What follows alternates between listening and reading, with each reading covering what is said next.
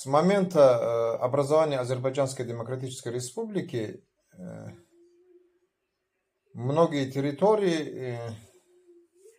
были включены в эту орбиту, и в том числе в 1918 году Закаталский округ бывшей Российской империи, а после развала империи это вновь воссозданная Закаталская республика.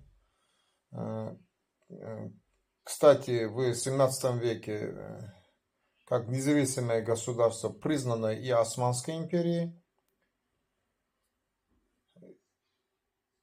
Видя тот